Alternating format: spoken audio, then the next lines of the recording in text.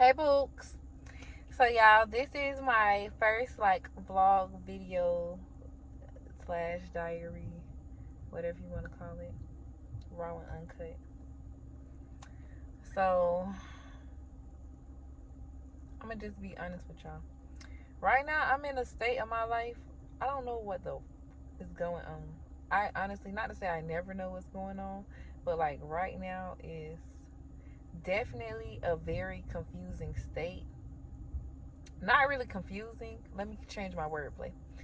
It's not confusing. I'm just being patient because I know that there's power in stillness. There's power in stillness. And so I'm not trying, I am remaining still while God is working the things that He needs to work out for me. And so, with me moving in abundance is different because I am used to dysfunction. Sadly, that is what my starter pack was. And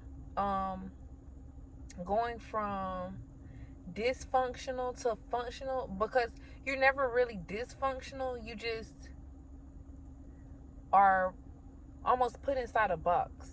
Like, people want to put you inside of a box, and so because they want to put you inside of a box, because you don't fit inside that box, you don't feel like you connect, you don't feel like you relate, you don't feel like they're your people, you feel like an outcast at all times.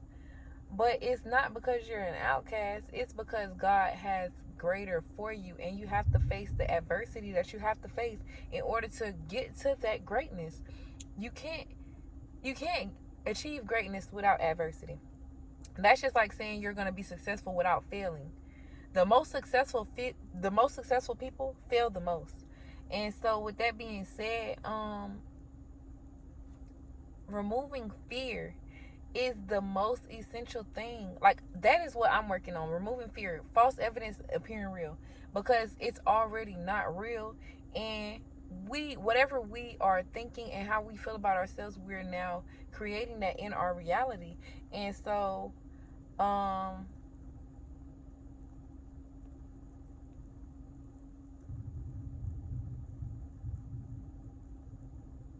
just being able to accept what you're putting out, and to be able to look at the good things about you and look at the things that you want to change about yourself, and to be comfortable enough with both to know that you're going to still grow and to go further than what you even have in your mind. Like, the blessings that God have in store for us, we can't even imagine. So our life journey, we're just understanding why we made certain choices. And it hurts sometimes to make those choices, because those are not the choices that you would like to make. But God never fails us.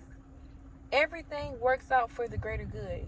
And it's all in whether or not you believe it, that it's going to start changing your perspective of your life.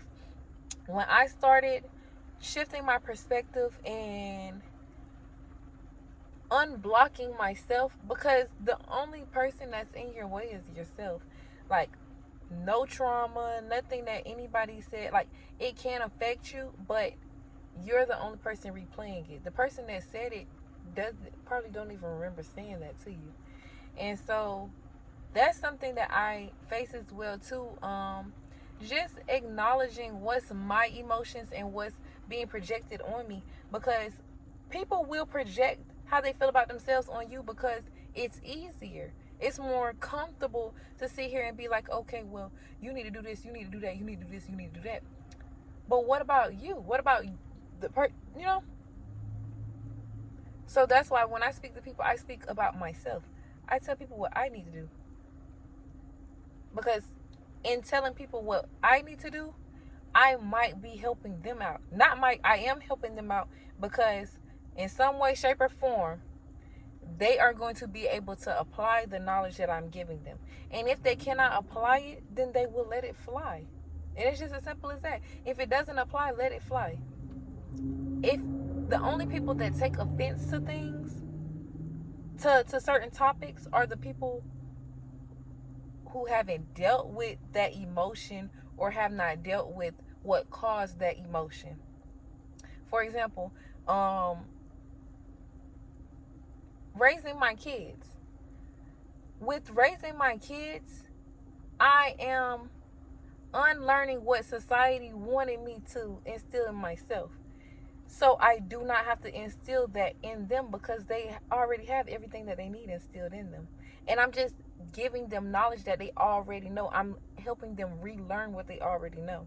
Because everything that we're learning, we already know these things. We're just relearning them in this body, in this state.